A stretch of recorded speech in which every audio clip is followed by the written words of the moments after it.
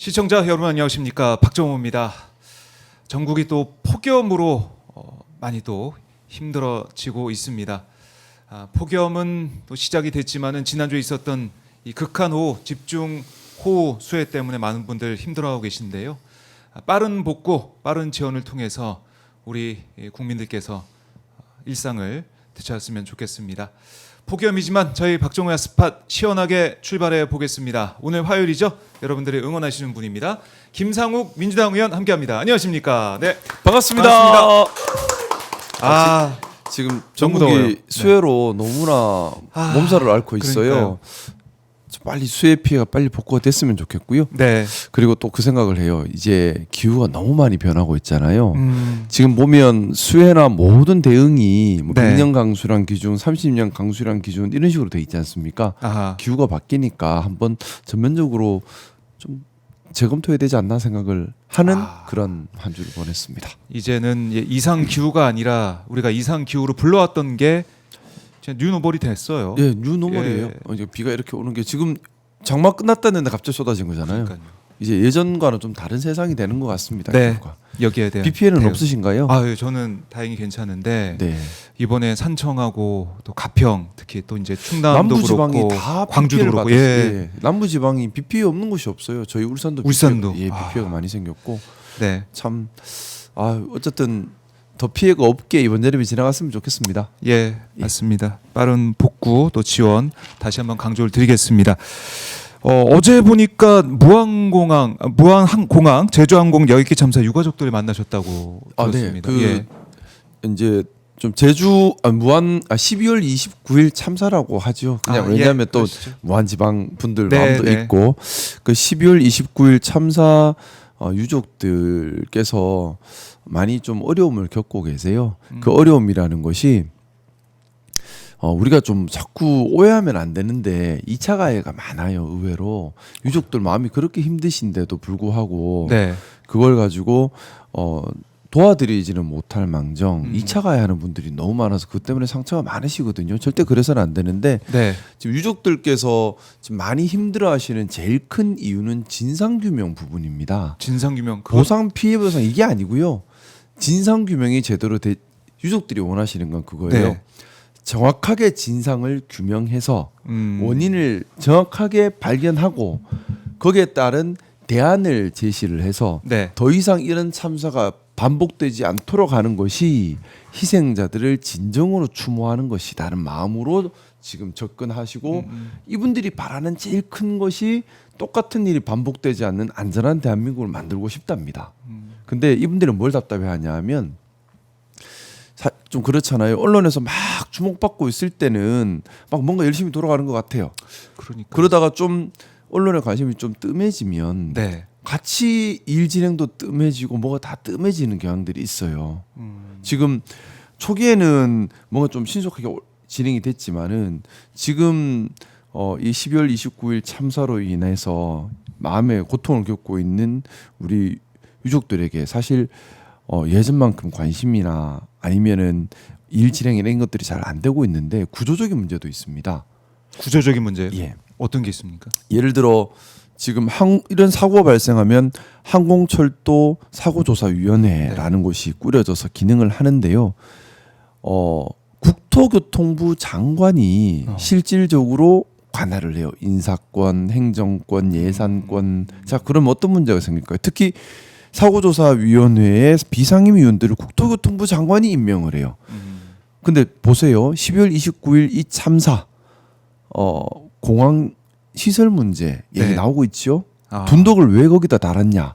또 둔덕에 왜 콘크리트를 콘크리트로. 집어넣었느냐? 예, 과연 아이카오의 규정에 맞느냐? 운영이 그리고 여기 국토교통부가 관리 감독이나 설계나 이런 데 하자는 없느냐? 자, 그럼 책임을 누구한테 물어야 되죠? 그러면은 국토교통부. 근데 국토교통부에서 비상임위원을 임명을 해요.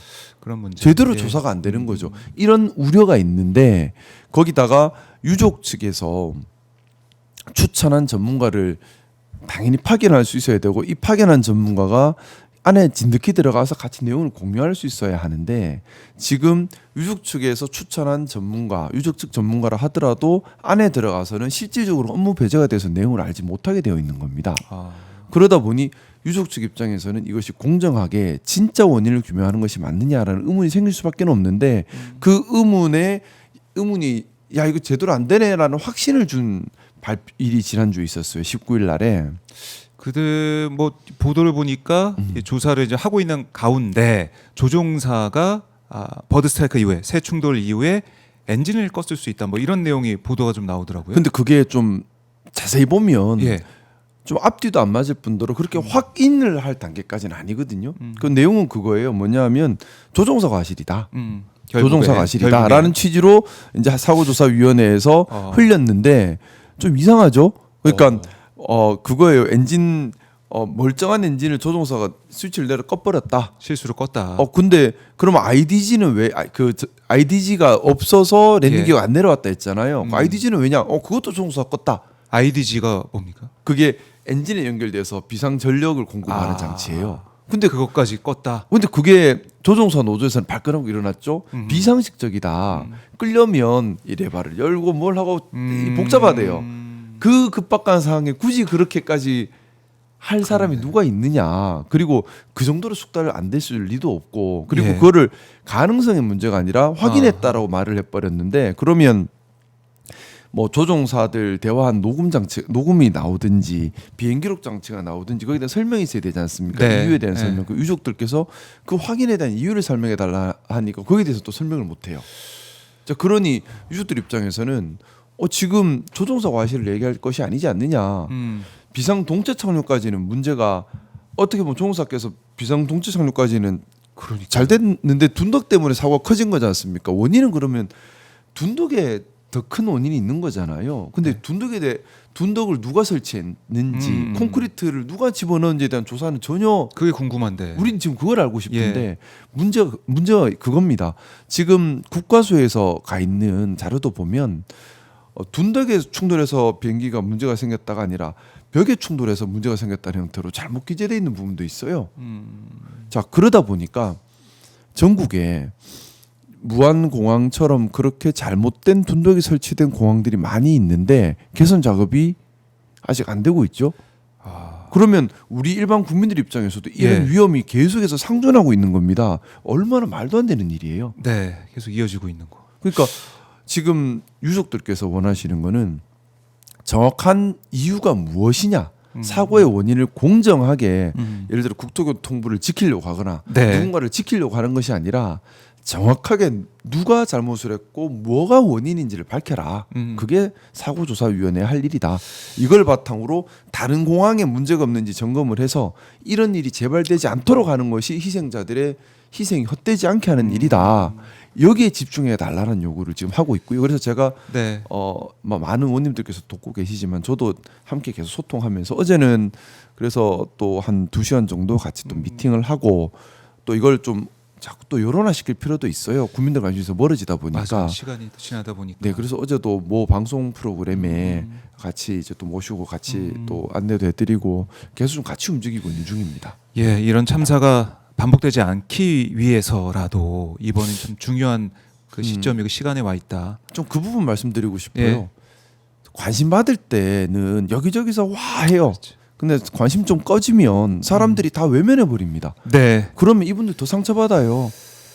좀 시간이 지나더라도 끝날 때까지 지속적으로 같이 가주는 것이 필요하지 않나라는 생각을 해요. 그렇게 하겠습니다. 알겠습니다. 김상욱 의원. 저희가 매주마다 만나니까 네네. 업데이트 좀 해주시고 계속해서 네네. 알려주시고 관심을 좀 끌어모아야 될 것 같습니다. 법 개정에 빨리 결과를 내도록 하겠습니다. 법 개정을 통해서. 일단은 그 사고조사위원회가 네. 국무총리 직속 또는 대통령 직속으로 돼야 되는데 관련 법은 개정은 발의는 계속되는데 아하. 본회의 통과가 안 돼서 계속 여전히 국토부 아래. 예. 이거 2018년도도 법 개정하려고 했다 못했거든요. 이번에는 해야 됩니다. 이번에는 꼭 예. 해야 된다. 알겠습니다.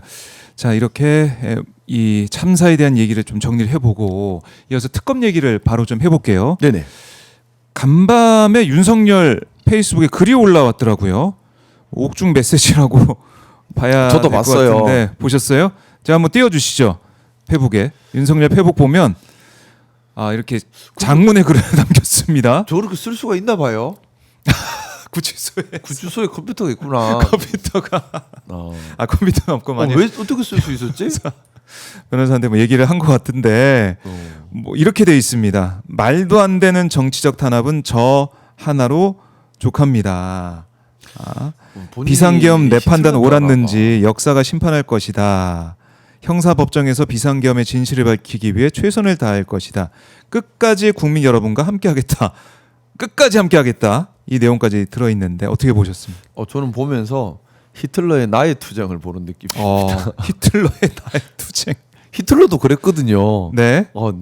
자기는 역사에서 심판 받을 것이다. 네. 그때 히틀러도 그때 사형 선고 중간에 당했었는데 끝까지 밖에 정치 세력을 자극하면서 극우 세력을 자극하고 본인은 열심히 투쟁을 해서 살아나와서 나의 네. 투쟁이라는 책을 쓰고 독일 제3제국을 건설했지 않습니까?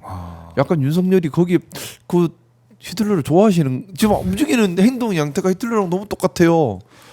그 루트를 좀 따라가기 위해서. 따라가는 것 같아. 계속 극우를 그런 거냐? 자극하려는 거잖아요. 그렇죠. 밖에서 극우를 자극하고 본인은 법정에서 계속해서 말도 안 되는 얘기를 계속해서 반성을 안 하는 거잖아요. 네. 나는 틀리지 않았다. 아하. 비상계엄 틀리지 않았다. 국민들에게 총을 겨누는 거 틀리지 않았다. 네. 야당을 다 학살하려고 했던 네. 그것이 틀리지 않았다. 북한과 전쟁을 일으키려고 했던 그것이 틀리지 않았다라는 얘기를 계속 가는 거잖아요. 그 주장을. 반성을 안 하는 거거든요. 자, 그러면서 극우 세력 계속 자극하고 나를 구해라라고 계속 자극을 해 들어가는 것. 전형적인 히틀러가 감옥에 있을 때 했던 것과 완전히 똑같은 행동 양식 같아요. 히틀러의 모습을 이제 그대로 보여주고 그대로 그렇게 좀 만들고 싶어하는 희망이 있겠죠. 이게 뭔가 네. 또 정권이 교체가 되고 바뀌면서 그것 말고 다른 길이 또 내가 이제 없으니까. 복권이 되는 그걸 좀 기대하고 있다. 그러니까 이제 저는 정말 좀 약간 히틀러의 망상이 윤석열의 망상과 거의 닮아 있다라는 생각을 많이 하게 됩니다. 그런 망상. 사실 망상이죠. 이런 얘기도 있었어요. 저의 판단이 옳았는지 비상계엄이 올바른 결단이었는지는 결국 역사가 심판할 몫이라고 믿습니다 했는데 법원에서 먼저 심판할 이미 겁니다. 헌재에서 파면당했고 또 법원 지금 내란죄 심판을 할 겁니다. 심판하고 있고 역사까지 안 가셔도 법원에서 확실하게 심판하실 겁니다. 왜냐하면 예. 일단 반헌법 불법인 게 확실한 거라서요. 그렇네요. 뭐 더 이상 뭐 역사의 심판은 끝나지 않았나요? 역사의 심판은 끝났다. 아유, 이날 12월 3일 밤에 이미 역사의 심판은 끝났습니다. 우리가 비세 혁명으로 시민들께서 다 이거 아니다라고 하신 거거든요. 그렇네요. 근데 시민들한테 우리 총을 국민들이? 겨눴는데 무슨 뭘 참 모르겠습니다. 이렇게 닮았어. 정치적 탄압이다, 또 역사가 심판하겠다 이런 단어를 써가면서 지지층의 결집을 끝까지 해보겠다 참 이런 이해하기 건데. 힘들었는데 예. 히틀러의 망상을 떠올리면 윤석열의 망상이 조금 이해가 되고요. 이제는 저 전두환의 욕심을 생각하면 윤석열의 욕심도 좀 이해가 되고요. 히틀러와 전두환의 결합체 같아요. 히틀러와 전두환의 결합체. 히틀러와 전두환이 합하면 이런 윤석열 같은 사람이 나온다. 네, 그 천만 다행인 게 그렇게 꼼꼼하게 똑똑하시는 것 같지는 않아서 그나마 다행인데 네. 어쨌든 제가 느끼기에는 히틀러와 전두환의 결합체라는 느낌입니다. 예. 그래서 사실 지난주에 있었던 구속적 부심 여기서도 내가 이제 건강이 안 좋다 이 얘기 30분 동안 계속 한 거 아니겠습니까? 그게 안 맞는 거냐 사실은 구속적 부심에서. 히틀러보다 못하네. 히틀러는 이렇게 비겁하진 않았다. 이분은 늘 비겁하잖아요. 다 부하 탓이다. 나는 몰랐다 해놓고는 또 예. 가서 또 거짓말하고 수사에 열심히 가겠다고 하면 아야 아파서 못 나가겠네 하고 또 밖으로 돌아다니고 이렇게 비겁한 모습은 히틀러와 전두환한테 보다 더 심한 것 같아서 더 심하다. 히틀러와 전두환의 결합체 플러스 네. 좀 비겁한 사람이 누가 있을까? 하여튼 그 사람 전무후무한 사람으로 지금 윤석열이 나와 있는 것 같은 느낌도 들고. 우리 역사상 이렇게 비겁한 지도자는 처음 보는 것 같아요. 그래도 마지막에 그래도 전두환은 그래도 내 잘못이지 뭐 내 그 부하들의 잘못은 아니다 얘기까지는 했잖아요. 이거는 다 부하들이 잘못이지 내가 뭘 잘못했냐 해버리고. 그런데요. 예. 그런 그러니까 셈이네요. 히틀러 플러스 전두환 플러스 비겁함. 다 갖췄는데요? 다 가지고 있다. 모두가 다 가지고 있는 윤석열. 안 나오셔야 될 것 같아요. 뭐 건강이 안 좋다고 하니까 다 그런 얘기 하지 않습니까? 건강을 또 회복하기 위해서는 규칙적인 생활, 또 식단 짜여 있는 식단. 거기가 그게 중요하다. 건강에 가장 좋은 공간인 것 같고 건강에 예. 좀 그 나의 투쟁을 할 거면 네. 좀 용감하게 건강하게 하시든지 뭘 또 건강이 안 좋아서 또 못 나간다고 또 그렇게 또 예. 참. 그래요. 이렇게 여론전까지 하면서 진짜 페이스북 글을 또 볼 거란 생각 못 했는데 갑자기 올리고 이런 모습을 보니까 저는 이런 생각이 들었어요. 아, 전환길에 국민의힘 입당과 좀 맞물려 가지고 네, 다시 뭐 힘을 내시는 것 같은데 보스탄이 왔다 갔다 하는 이런 상황에 대해서 지난 6개월간 우리 국민들께서 얼마나 힘들고 혼란스럽고 큰 피해를 보셨는지에 대한 그 마음 잊지 않으셨으면 좋겠다는 생각입니다. 너무 힘들었잖아요. 얼마나 큰 피해를 줬어요. 아이 그럼요. 그 우리 내란의 밤 그 이후에 빛의 혁명까지 얼마나 고생 많이 하셨고 얼마나 조마조마했습니까? 맞습니다. 온 전- 국민들이 다 네. 불안한 삶을 살았어요. 불안한 삶을 살았는데 이제 구속도 되고 이런 상황에서 끝났다는 생각이 좀 들었는데 요즘 정치권을 보면 네. 내란을 옹호하는 사람들이 또 기존 정치권에 제도권 정치권에 들어와서 전환길에 입당이나 뭐 김계리 뭐 유튜브도 시작했다고 하던데 이런 모습을 보면서 국민의힘이란 제도권 정당 100석이 넘는 의원을 가지고 있는 이 정당이 또 극우화가 정말 되는 이젠 진짜로 수면 아래에 있던 사람들이 다 올라와서 당원이 된다고 하고 이러면서 국민의힘 자체가 그야말로 극우 정당으로 돼서 대한민국 정치권, 대한민국 사회를 혼란시키는 게 아니냐 이런 우려가 있어요 또. 저는 국민의힘이 제대로 된 지향점을 가지고 국민 상식에 부합하는 정치 활동을 할 수 없다면 뭐 해체하는 것도 방법이다. 제가 우려하는 것이요. 예. 국민의힘이 점점 이렇게 극우적 모습을 띠니까 음. 정치의 건강성을 너무 해하고 있는 거예요. 예를 들어 그런 겁니다. 우리 민주당이라고 다 잘하지는 못하거든요. 그러면 다른 정당들이 민주당이 잘못한 걸 지적하면서 또 네. 개선해 나가야 되는데 우리 간에 그런 작용도 잘 못해요. 이유가 우리끼리 잘못해서 혹시라도 극우 정당 국민의힘이 다시 힘을 얻을까 봐. 그러니까 정치가 건강하지는 못한 상황으로 계속 만드는 원흉이 국민의힘이 돼버린 거예요. 제가 그 말씀 드리는데 네. 우리나라에 보수가 없는 게 아니에요. 어. 보수의 기능은 민주당이 잘 수행하고 있습니다. 네. 민주당이 헌법을 지키고 국민의 상식을 지키고 우리나라의 원칙을 지키는 보수의 기능 너무 잘 수행하고 있어요. 국민의힘 때문에 문제가 된 거는 진보의 영역이 발전을 못하고 있다는 겁니다. 국민의힘이 저렇게 극우적 모습을 띄우니까 극우로부터 국가를 방어해야 되지 않습니까? 네, 네. 그러다 보니까 진보적 도전을 논의할 기회가 사라지는 거예요. 아. 예를 들어 그런 겁니다. 2025년 진보 시대 정신, 네. 2025년의 시대 정신은 AI 혁명. 그럼 이 AI 혁명에 어떻게 잘 대응하는 사회를 선도적으로 만들어 갈 것인가에 네, 대한 네. 논의들이 나와야 되는데 그렇죠. 그럼 사회 본질적 변혁을 전제하는 거거든요. 근데 이 얘기를 꺼내지를 못해요. 네. 또 민주당이 사회의 원칙을 지키면서 동시에 또 견제도 받아야겠죠. 이런 네. 논의들이 진보들에서 나와줘야 되는데 함부로 꺼내지를 못해요. 네. 자칫 극우가 힘을 얻을까봐. 자, 사회 전체가 정체되는 걸 그러니까 국민의힘이 극우화되면서 네. 극우화된 국민의힘이 사회의 발전과 역사의 진보를 발목 잡아버리는 현상이 벌어진 겁니다. 참 안타까워요. 그러니까 아예 이 더 이상 보수당이 논의의 아니에요. 논의의 장에서 뭐 진보적인 아젠다도 나오고 활발한 미래를 향한 토론이 있어야 되는데 그걸 못하게 막고 있죠. 지금. 그렇네. 그래서 이렇게 할 거면 제가 그래서 예전에 그런 얘기를 한번 했었어요. 예. 국민의힘이 제대로 된 보수의 가치를 지향하지 못할 것 같으면 그냥 다 그만하고 그냥 국민 상식의 선에서만 움직여라. 근데 그것도 못할 것 같으면 네. 더 이상 정당 기능을 하지 않는 것이 국가를 위해 국민을 위해 필요하지 않나. 그 뭐 사실은 그런 말씀도 하시고 어제 한 네. 일간지 이제 칼럼을 보니까 네. 그 그러니까 친윤 이 의원 30명 정도가 의원직 사퇴를 하고 그래서 내년 6월에 지방선거를 통해서 네. 새로운 국회의원을 뽑고 그런 식으로 뭔가 변화를 줘야 된다 국민의힘이 사퇴할라 할까요? 그분들이 주류인데. 끝까지 내자리 끝까지, 지킨다. 예, 뭐 자리 지킬 그럴 것 겁니다. 같긴 한데 그러다 보니까 이제 전환길에 여러 가지 이제 말이 또 회자가 되고 거기에 대해서 갑론을박이 벌어지고 하니까 지금 이른바 이제 국민의힘 정치의 중심이 전환길 찬반 토론 이걸로 된 느낌도 좀 들어요. 저는 국민의힘 안에서는 의미 있는 토론인 것 같아요. 당의 방향이 과연 완전 극우로 갈 것인가, 예. 아니면 잠시 멈췄다 갈 것인가, 아니면 뭐 보수의 예. 정상적인 보수 정당으로 돌아올 가능성은 별로 안 보이고요. 그러니까요. 일단은 전환길 강사가 안착한다면 안착한다면 이거 완전 구구정당이죠 이제.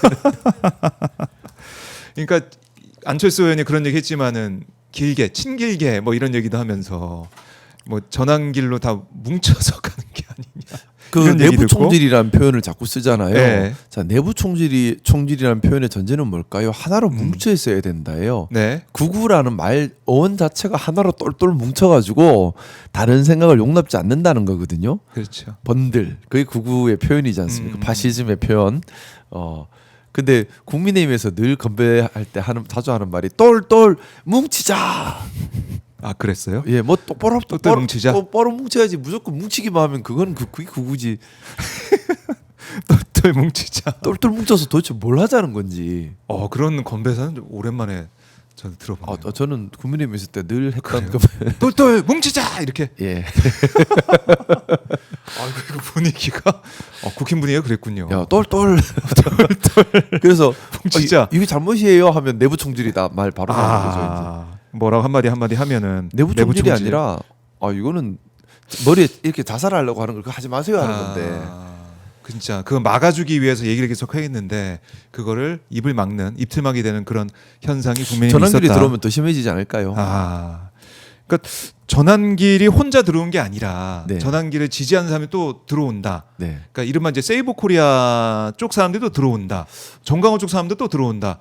통일교 사람도 있는 게 아니냐. 뭔가 신천지 또 있는 게 아니냐. 뭔가 좀 특징이 있는 것 같지 않아요?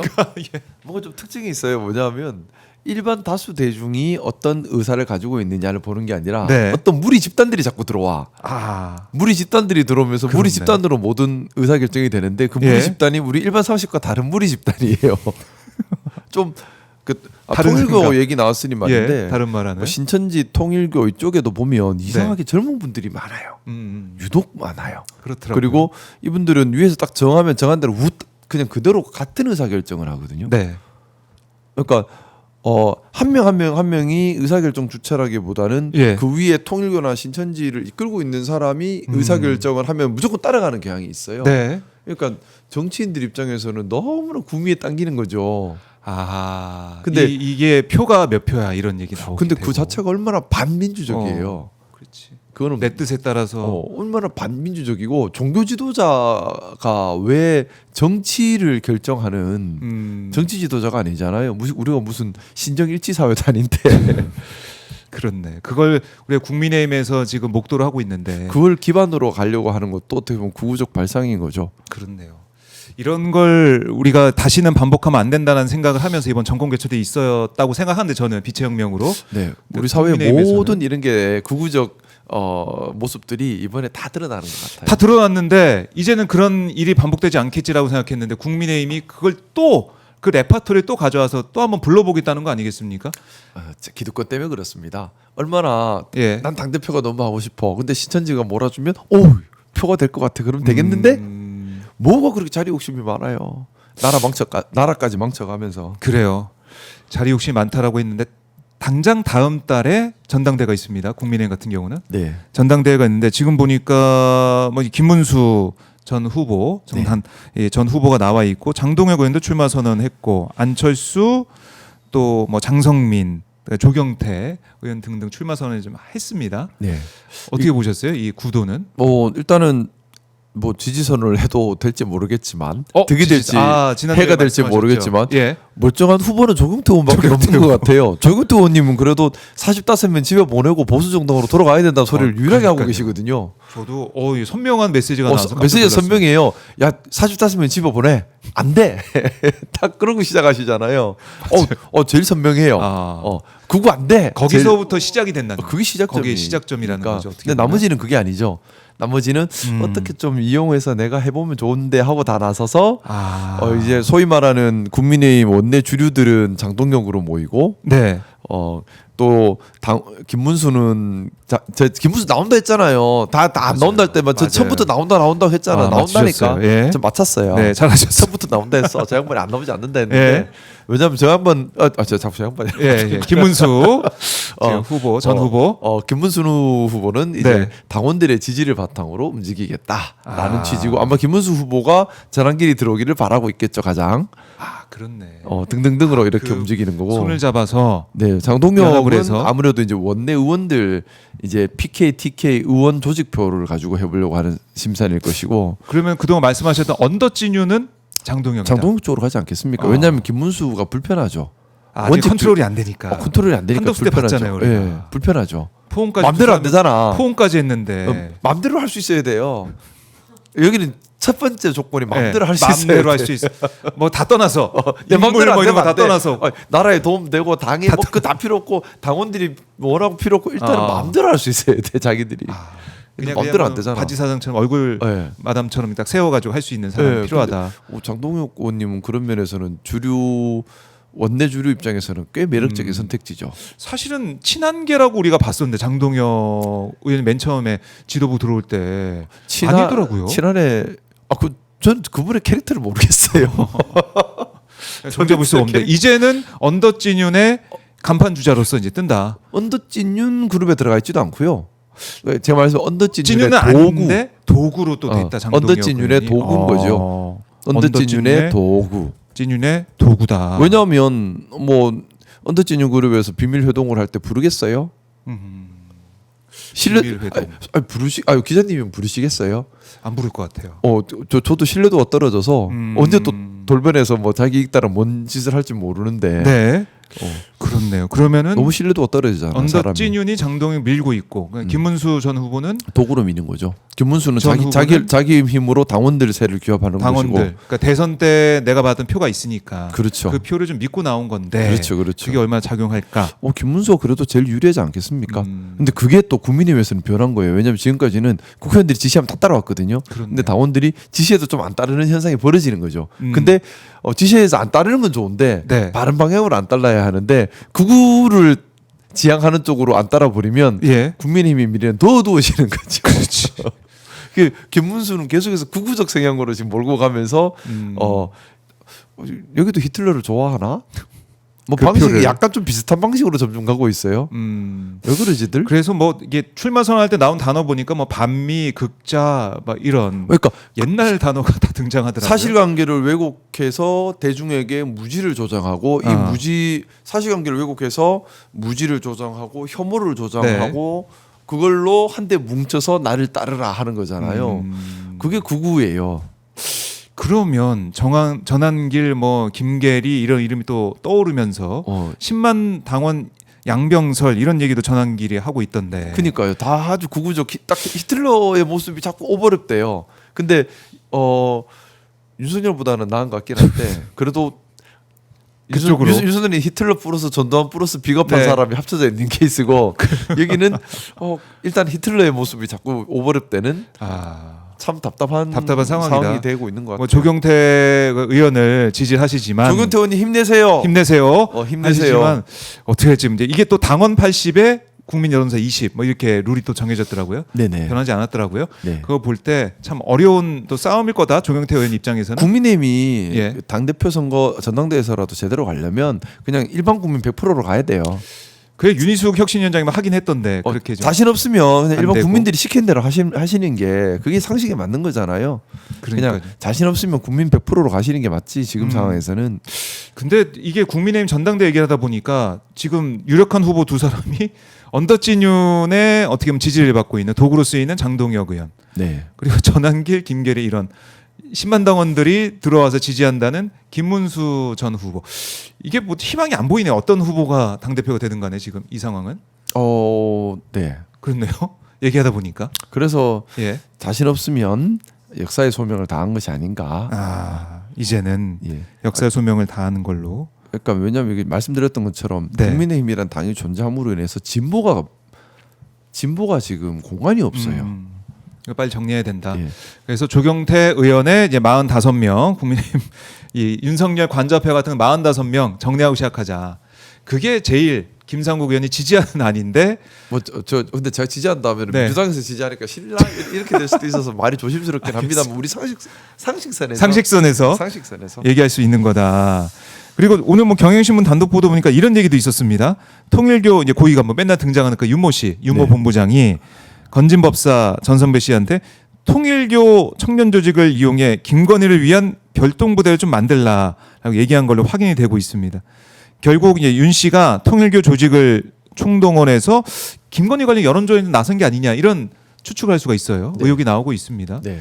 이런 통일교 세력이 역시 끈끈하게 붙어 있었다. 뭐 권성동 의원도 대선 당시 지난 대선 당시 윤석열이 될 때 그때도 통일교 표가 300만 표가 있다 이런 얘기를 하면서 통일교 얘기를 저도 했었고. 국민의힘에 있을 때 그냥 예. 둘러가는 얘기로 그런 비슷한 얘기를 많이 좀 들었던 것 같아요. 그래요? 어, 통일교 얘기가 좀 통일교가 있었어요? 국민의힘을 밀고 있다. 통일교가 힘이 막강하다. 뭐 자금력이 막강하다. 뭐 거기가 주류 거기가랑 손을 잡아야 주류가 된다라는 취지의 얘기를 들은 적이 있었는데 예. 그게 뭐 하는 짓인가 싶은 생각이에요. 아, 그 당내에서도 좀 만약에 퍼져 얘기예요. 있었군요. 통일교 관련 저도 얘기가. 몇 번 들었던 얘기예요. 아, 그래. 그랬겠네요. 또 선배 정치인이 와가지고 편하게. 김 의원 편하게 정치하려면 통일교 손도 좀 잡고. 아 그렇게 뭐 구체적으로 얘기는 안 하는데 네. 그냥 흘러가는 얘기로 통일교에서 누구 통일 누구 만나기로 돼 있는데 하면서 뭐 이런 얘기 하면서 아, 누구 만나게 돼 있는데 이런 얘기도 했었어요. 또 지나가는 얘기 들은 적이 있었어요. 그거 보면서 그 종교가 이렇게 이건 좀 반민주적인데라는 생각은 했었어요.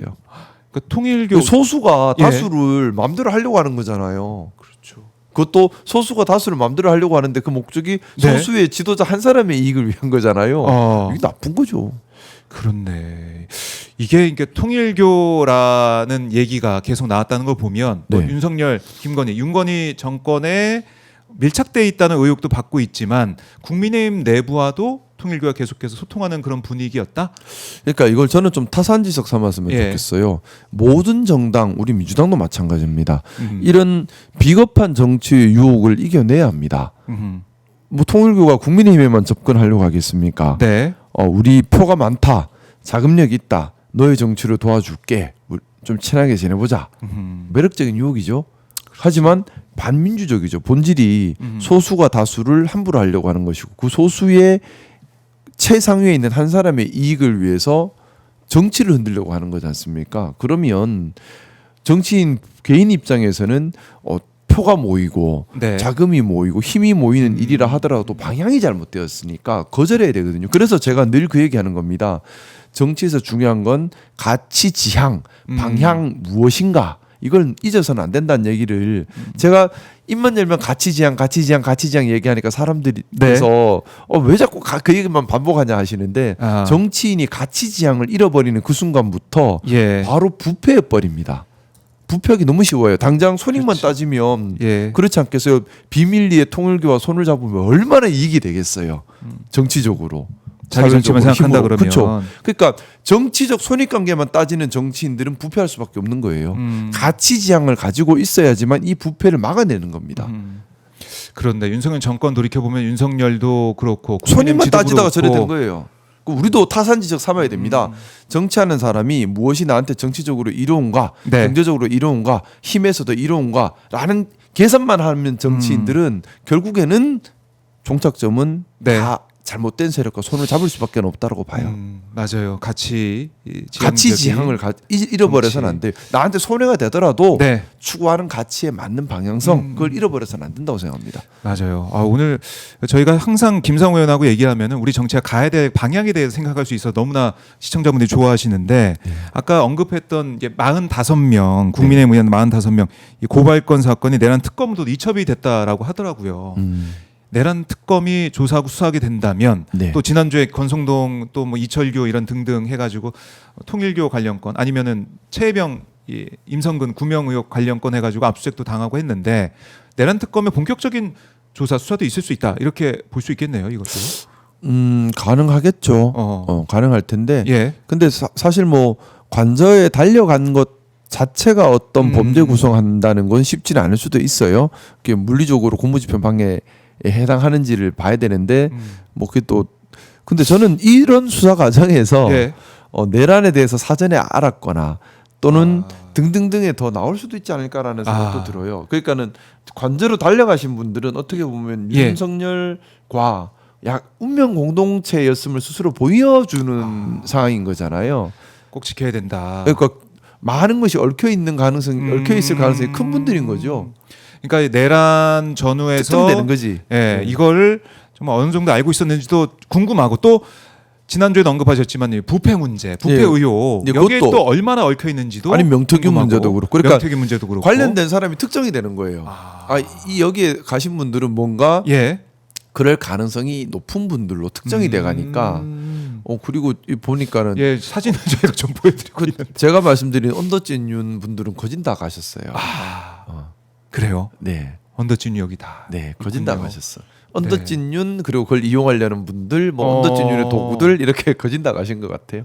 그래요. 아, 이게 또 사진을 보니까 또 새롭네요. 그때 저희가 현장도 생중계도 하면서 네네. 직접 시청자분들과 함께 하나하나 네. 들여다봤었는데 또 보니까 우리가 세월이 아무리 가더라도 네.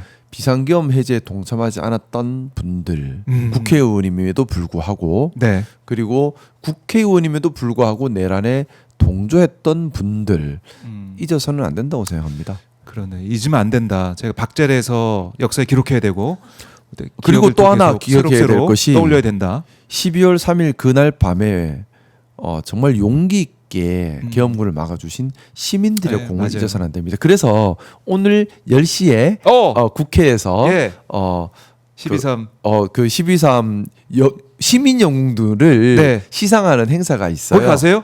제가 예. 저랑 얘기해도 되나? 예. 뉴스토마토랑 같이 주최를 했습니다. 저도 제가 주최를 그렇군요. 했어요. 그래서 오늘 10시에 행사가 있는데 제가 오마이티바도 생중계할 겁니다. 네. 이제 의원회관에서 하는 거.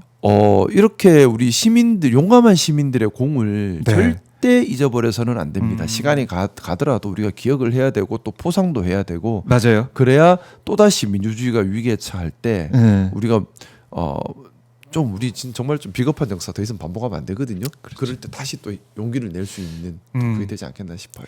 오늘 중요한 또 행사 준비를 하셔서 저희가 주목을 해보겠고요. 감사합니다. 예. 그리고 윤석열은 김건희 특검에서도 불렀더라고요. 네. 29일 공직선거법 위반 등의 혐의로 나와라라고 했는데 결국 명태균 의혹을 묻겠다는 거 아니겠습니까? 네네 공직선거법 맞습니다. 위반 네네. 혐의 이거면은 예. 공천 개입 의혹 이 얘기가 나올 수밖에 없는데 네.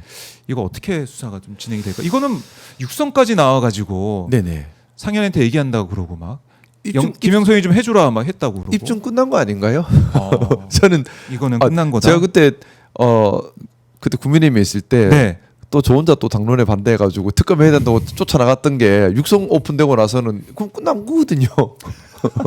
우리 국민들한테 거짓말했잖아요. 그렇죠. 원래 저는 입증 끝난 것 같은데요. 특검에서는 이제 절차적인 부분을 야물게 조사하고 주변에 관련된 그러니까 윤석열은 이미 입증이 저는 다 끝났다고 봐요. 근데 윤석열 주변에 끝났다. 또 관련된 사람들이 어디까지 있느냐 그리고 창원 의창구만 있느냐 아니면 다른 데도 있느냐까지 예. 봐야 되는 거잖아요. 다른 혐의가 또 나올 수 있으니까 그렇네. 여제 추궁인 거죠. 예, 당시 재보선 지역이 더 있었으니까. 그렇죠. 여제 추궁이 저는 핵심이 되어야 여제 한다고 추궁이다. 생각합니다. 여제 추궁. 딴 거 더 있냐? 예. 이거는 이거는 김영선 이미 거는 끝났고, 다 됐고. 여제를 봐야죠. 딴 게 여제를 더 더 있나? 봐야 된다. 예. 그렇네. 여제. 발본색원해야 되기 때문에 그렇습니다. 명태균이 개입된 건 다 찾아내야죠. 발본색원해야 됩니다. 맞아요. 이 강혜경 씨가 지난주가 지지난주가 저희 이제 방송 나와서 인터뷰를 했었는데 검찰 조사 받은 다음에 특검 조사 받은 다음에 그런 얘기 하더라고요.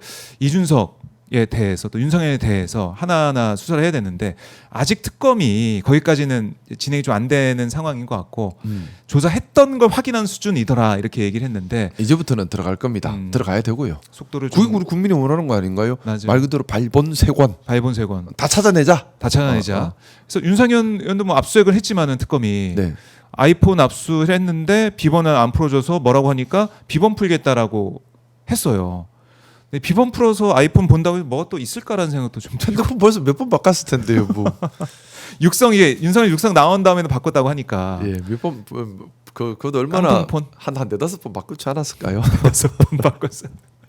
국민의 의원들은 진짜 전화기 바꾸느라고 지금 뭐 바빠가지고 그 핸드폰 회사에서 네.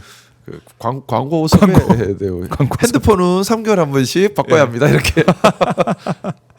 빨리빨리 참. 자주 바꿔주세요. 이렇게 광고 모델로 쓰면. 그러니까 윤석열도 캥긴다면 더 예. 사주 이렇게. 윤석열도 이제 비번을 안 풀어줬다고 하는데 어떤 윤석열 푼다고 하고 이게 지금 너무 시간이 지났기 때문에 비번을 푼다 안 푼다 이게 글쎄요 뭐 의미가 있을까 하는 생각도 들고 그게 좀 염려스럽긴 해요. 분명히 잘못은 있는데 다 못 밝혀낼까봐 아무리 특검이라도 물리적으로 못 밝혀내는 부분도 못 있을 수 있잖아요. 밝혀낼까봐 좀 염려스럽긴 합니다. 염려스럽다. 그래도 믿고 응원하고 있습니다. 믿고 의원하고 있다. 그래요. 이거 한번 여쭈고 싶어요. 이 의원께서 이제 법조인이니까 무상 여론조사 이거 뇌물죄 적용 가능할까? 돼요. 이건 됩니까? 네, 돼요. 아, 그냥 간단하게 말씀드릴게요. 예, 예. 돼요. 돼요. 네. 그럼 윤석열은 그러면은 이걸로 네, 처벌받을 가능성이 크다. 네, 맞아요. 그리고 기소돼서 네, 뭐 처벌받는다. 죄가 한두 개가 아니라서 음, 무슨 나의 투쟁을 이렇게 비겁하게 하는지 모르겠지만 온통 범법으로 얼룩져 있습니다. 범법으로 얼룩져 있다. 네. 그래요. 윤석열이 지금 남아 있는 카드라고 할까요?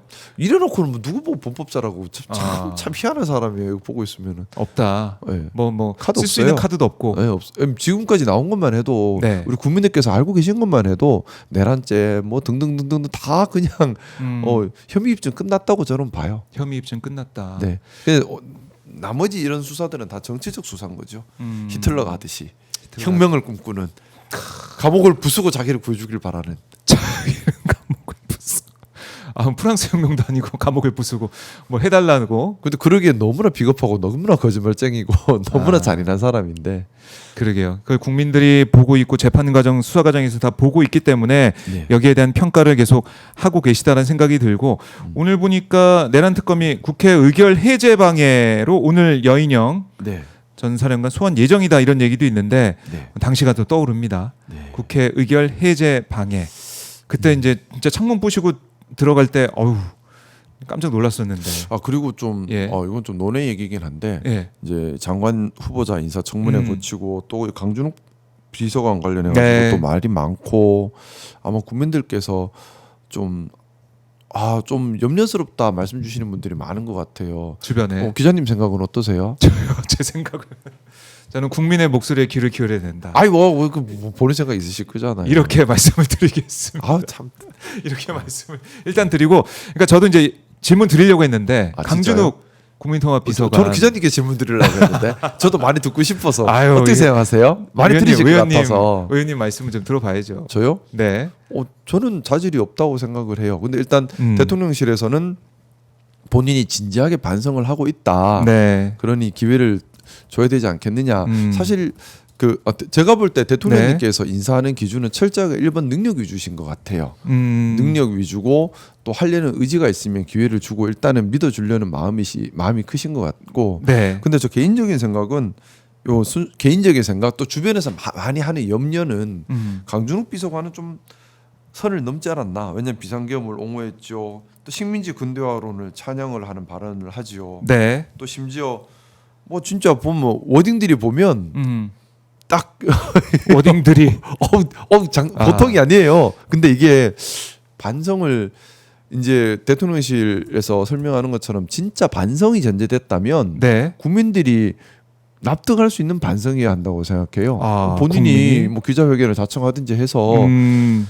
뭐 속고대제를 하든지 제가 제 생각이 틀렸습니다. 왜냐하면 잃고 그래서 사람 누구나 잘못은 할 수 있어요. 그렇죠. 예. 누구나 잘못을 할 수 있어요. 중요한 건 진짜 반성이 있었느냐. 그래서 거기서 새로운 각오가 나오느냐거든요. 그런 뭐 정말 내가 이런 생각을 한 건 잘못이었고 왜냐하면 이런 이유까지 달아서 그래서 지금은 새롭게 이런 각오를 했으니 기회를 주십시오 하면은 생각을 해볼 수 있지 않나 생각인데 그것 없이 그냥 본인의 입 다물고 있고 그냥 하는 것은 조금 납득은 안 가요. 그러니까 이게 이제 진정한 반성을 했다라고 하고 있고 뭐 책도 뭐 이 비서관이 되기 전에 나온 책이라고 하긴 하지만 저는 진정한 반성이라는 부분을 안 보여요. 반성이라고 하는 것은 행동으로 보여주는 진짜 반성이어야 하고 그게 안 보여요. 그러면 예전의 생각이 그대로 지속되고 있으면서 단순히 면피가 아닌가라는 생각이 들거든요. 사퇴했네. 속보가 떴네요. 그래 잘돼 사퇴해야지 그래. 예, 지금 떴습니다. 강준욱 국민통합비서관 오늘 자진 사퇴. 우리 말하는 거 듣고 있었나 봐요. 말하고 있는데 사퇴하셨네. 말 시작하자마자 어. 사퇴를 했네요. 김상호 의원의 말 듣자마자. 저는 왜 자꾸 이렇게 싫은 소리 하는 사람이 됐을까? 안 그래도 이진수 후보자 사퇴된다고 얘기했다가 이거 또 얼마나 혼났는데. 자, 강준욱 비서관 자진 사퇴했다. 이거는 글쎄요. 뭐 이제 진정한 반성도 지금 저희가 얘기를 하고 있었지만 자신 없으면 사퇴해야죠. 자신 없다. 그러니까 본인이 그건 거예요. 네. 저는 그렇게 생각해요. 잘못할 수는 있어요. 아까 드렸던 말씀처럼. 근데 잘못했으면 진짜 사과를 해야 되는 거지. 얼렁뚱땅 넘어갈 수 있는 문제가 아니거든요. 분명히 네. 잘못한 건 맞기 때문에. 이거는 확실히 짚어야 되고, 그러니까 깜짝 놀랐다는 겁니다. 우리 국민들께서 어떻게 이런 사람이 들어가 있지? 라는 것 때문에. 아, 그러니까요. 이것 때문에 어제 하루 종일 뭐 난리가 났었죠. 그러니까 국민 통합도 중요합니다. 근데 예. 국민 통합의 전제는 반헌법적이지 않고 반국가적이지 않은 사람이 최소한의 전제라고 생각합니다. 맞아요.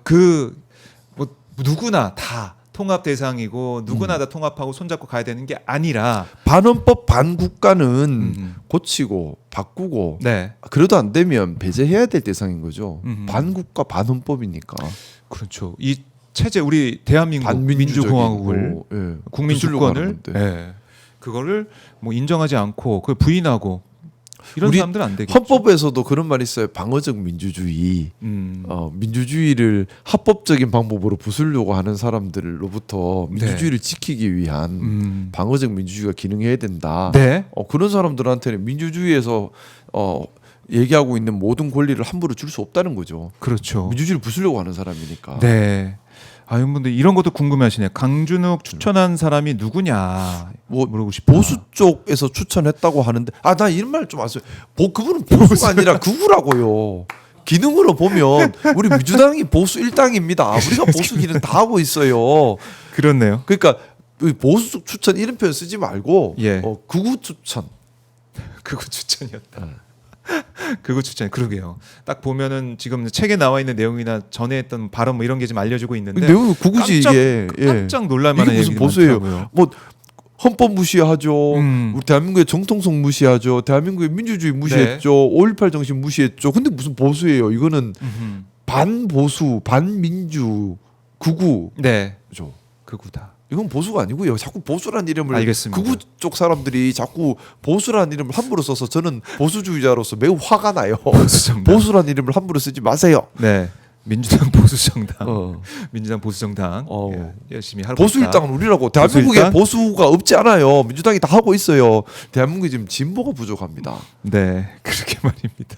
진보가 오히려 부족하다. 저 얼마 전에 100분 토론 나가서 보수의 위기 하길래 그것도 발끈했잖아요. 아, 그랬어. 보수의 위기가 아니라고 진보의 위기라고. 그렇게 프레임을 바꿔서 봐야겠네, 진짜. 그렇죠. 아니 국민의힘은 지금 보수당이 아니에요. 하는 게 지금 어떻게 보수당이야? 국당이지. 근데 극우 국민의힘이 있음으로 인해서 극우로부터 대한민국을 방어하다 보니까 진보 기능이 활성화 안 되고 있다는 게 문제인 거죠. 그러니까 이래저래 국민의힘이 이 대한민국 전체에 해악을 좀 끼치고 있다 이런 생각도 좀 드네요. 그래서 혹시 자신 없으면 해산하는 것도 방법이지 자신 않을까? 없으면 해산해라. 자, 지금 오늘 보니까 박정호 의원 같은 경우는 전환길 입당을 두고는 당원 자격 심사해야 된다. 당 극우화되는 건가 걱정이 된다. 장동혁, 김문수가 전환길을 이미 활용하고 있다 이런 얘기까지 하고 있네요. 예. 뭐 걱정되는 목소리도 나오고 있긴 하는데 뭐 윤희숙 혁신위원장도 혁신이 얘긴 하는데 이게 제대로 뭐 목소리가 안 나오니까 반영이 안 되니까 그렇죠. 그러니까 제가 아까도 말씀드렸던 예. 것처럼 이 국민의힘이 이렇게 이거 다 극우잖아요, 사실은. 네. 이게 지난주에 인사청문회 있을 때 사실 뭐 좀 그렇잖아요. 국민들 눈높이에 맞지 않는 후보자들 분명히 있었습니다. 그럼 우리 민주당이든 조국 혁신당이든 또는 뭐 사회민주당이든 진보당이든 가열차게 거기에 대해서 비난 공격을 하면서 바로잡거나 아니면 좀 더 나은 대안을 찾을 노력을 할 수 있어야 되는데 네. 국민의힘이 있으니까 이걸 우리가 맘 놓고 못하는 거예요, 사실. 자칫 국민의힘에 다시 힘을 줄까봐. 이제 국회 안에는요 국민의힘 빼고 나머지 다 같이 움직이거든요. 네. 저기는 반헌법적인 생각과 행동을 그렇네요. 계속해서 하는 거 여기는 그리고 헌법 틀 안에 움직이니까 최소한. 그러니까 구구를 막기 위해서 우리가 뭉쳐 있다 보니까 우리 안에 비난 견제 기능이 약해질 수밖에 없는 한계가 자꾸 생긴다고요. 나는 속상해 죽겠어요. 지금도 저는 그 막 이번에 이진숙 강선우 사태 있었잖아요. 있으면서 그분 국민의힘 지지도 올라가면 안 되는데 그걸 보게 되더라니까요. 먼저. 그렇네요. 이게 뭐야? 그게 아마 이제 국민들의 마음일 수도 있고 이게 사실은 이재명 대통령 이게 어떻게 보면은 제가 볼 때는 인사청문회 국면에서 처음인 것 같은데 야당 대표를 만난 거 아닙니까? 송원석 비상대책위원장 원내대표 만나가지고 경청을 하고 잘 알겠다라고 하면서 결국 이진숙 후보자를 지명 처리했습니다. 자진 사퇴도 아니고 후보자가 지명 처리를 했어요. 저는 그거 되게 용기 있는 행동이라고 봤어요. 뭐냐면 지명철회라는 말 자체는 대통령께서 내가 생각 잘못했다라고 인정하시는 거거든요. 그거를 사실상 그래서 보통은 자진 사퇴 형태를 취해버려요. 뭐냐면 대통령께 부담을 안 주기 위해서. 근데 대통령께서 아니야, 내가 지명을 잘못했으니까 내가 지명 처리할게.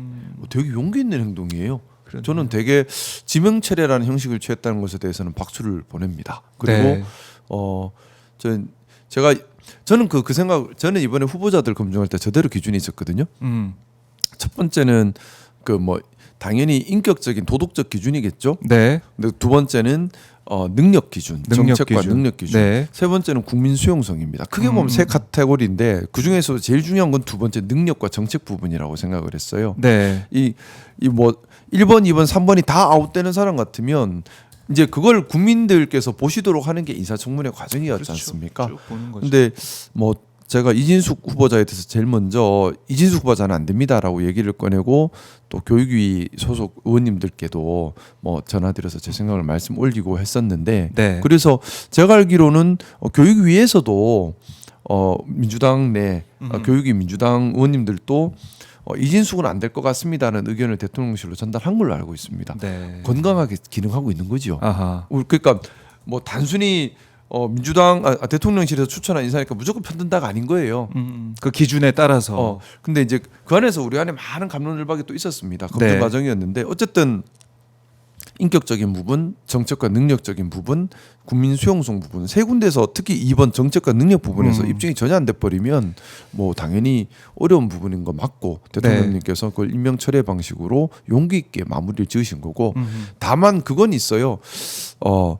이제 너무 확대 재생산되거나 아니면 사실관계를 충분히 확인할 수 없는 것 때문에 흔들리거나 아니면 정책적 방향 좀 모르겠습니다. 이게 이 사람의 능력을 지금 우리나라가 반드시 써야 하는 필요성이 있거나 하는 그런 것들은 또 대통령께서 판단하실 재량이거든요. 예. 임명권자의 재량이라서 그런 부분 또 존중해 주면서 가야 되는 신중한 부분이기도 하고요. 네. 근데 제가 후보자 청문회 과정에서 저는 이제 통일부 장관 또 외교부 장관 검증하는 데 집중해야 되는 그 두 분 검증에 집중을 했는데 네.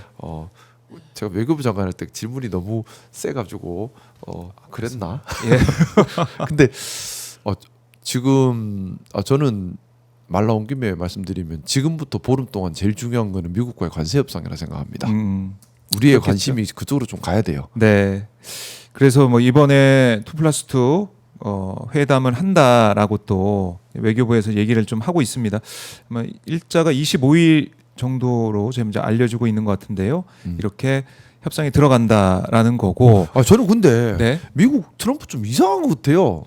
갑자기 지금 트럼프가 관세 지 맘대로 막 하고 있잖아요. 종잡을 수가 없죠. 이거. 근데 그게 예. 근거 법령이 거기도 법치 국가라. 트럼프가 대통령으로 마음대로 할 수 있는 게 아니거든요. 네. 근거 법령이 IEEPA라는 법령이 있어요. 그 근거 법령에 따라서 지금 관세를 마음대로 하는데 네. 그 법령 어디를 봐도 대통령이 관세를 정할 수 있다는 건 없어요.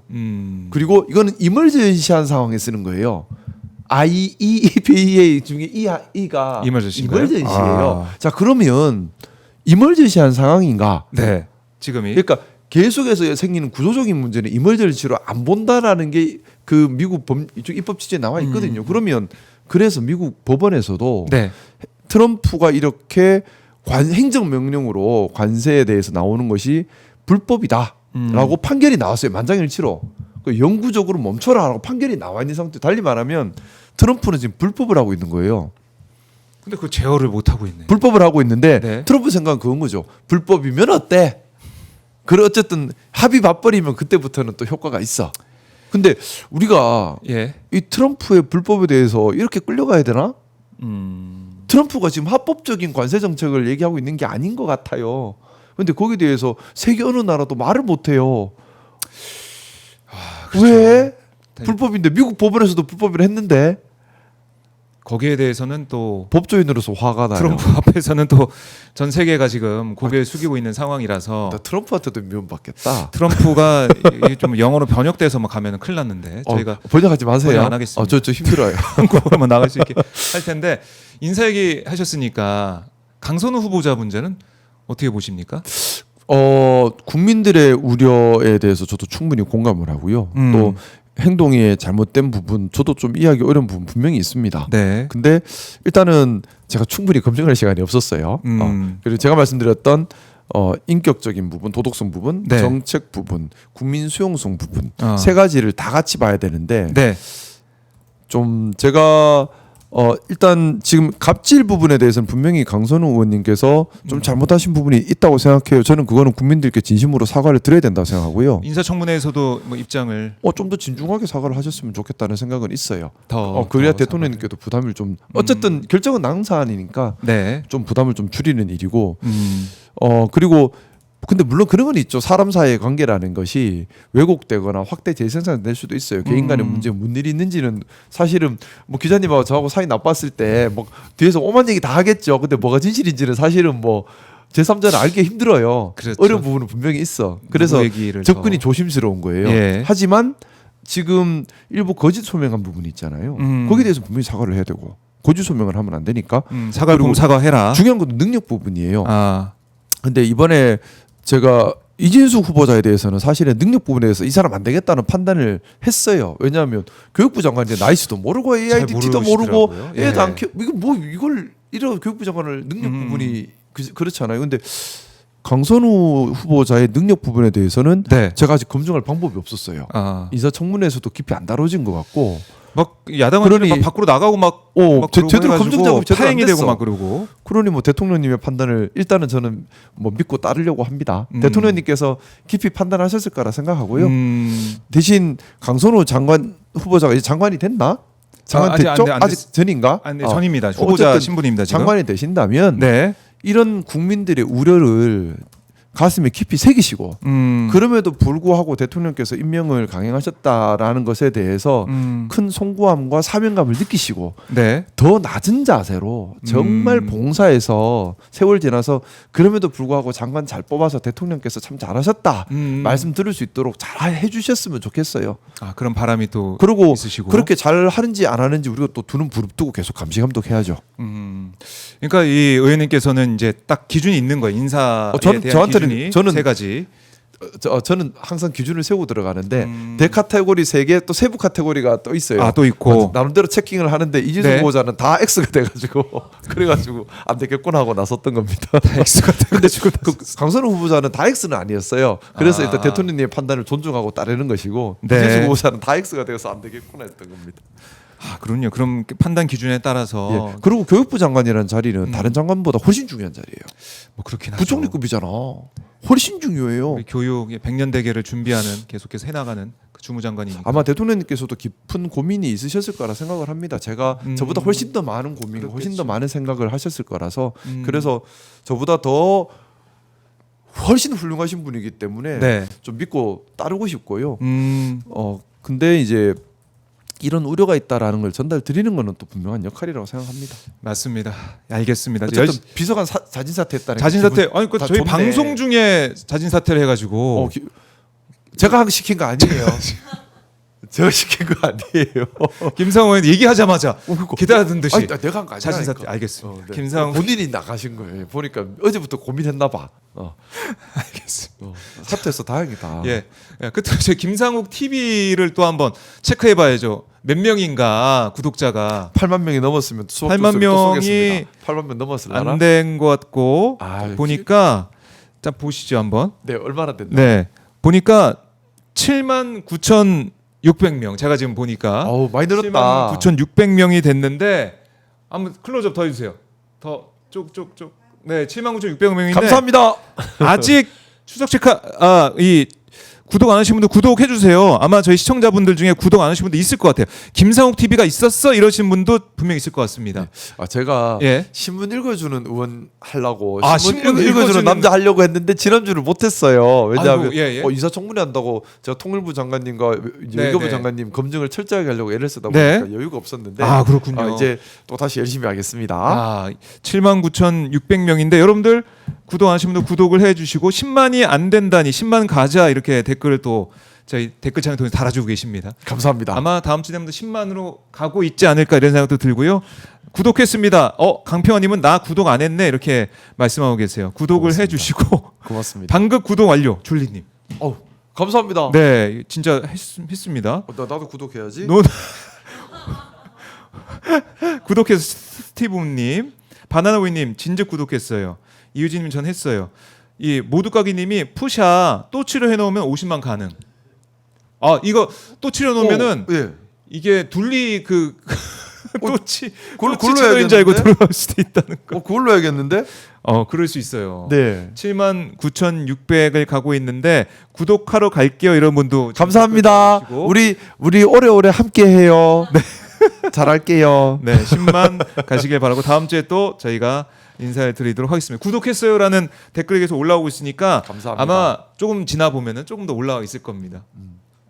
저 근데 네, 다음 주 제가 임시로 MC 와야 맞아요. 된다면서요? MC 보셔야 돼요. 제가 다음 주에 휴가를 가라고 해서 회사에서. 저는 네. 휴가 어떻게 해요? 가본 적이 없어요. 걱정하지 마세요. 네, 이제 휴가 가본 기억이 없어. 아니 근데 MC 어떻게 해야 돼요? MC를 하시는 게 휴가예요. 그렇구나. 네, 이렇게 휴가라고 생각하시고 네. 즐겁게 하시면 되겠습니다. 뭔가 세뇌당하고 있는 것 같은데 어차피 할 거야. 행복하게 하겠습니다. 행복하게 다음 주에 우리 시청자분들의 휴가를 제가 MC로서 함께 MC로서 하겠습니다. 함께 좀 해주십시오. 그럼 휴가를 함께 하는 거네? 그럼요. 좋은 김상우 거네요. 의원과 휴가 간 기분으로 네. 다음 주에 박정호 야스팟 함께 해주시면 고맙겠습니다. 다음 주에 네. 박정호 기자님의 뒷담화가 필요하신 분들은 적극 이용해 주십시오. 이러면 안 되는데 저 휴가를 못 가는데. 알겠습니다. 의원님 말씀 잘 들었고요. 감사합니다. 다음 주에 기대하겠습니다. 네, 고맙습니다. 네, 행복한 하루 되세요. 네, 고맙습니다.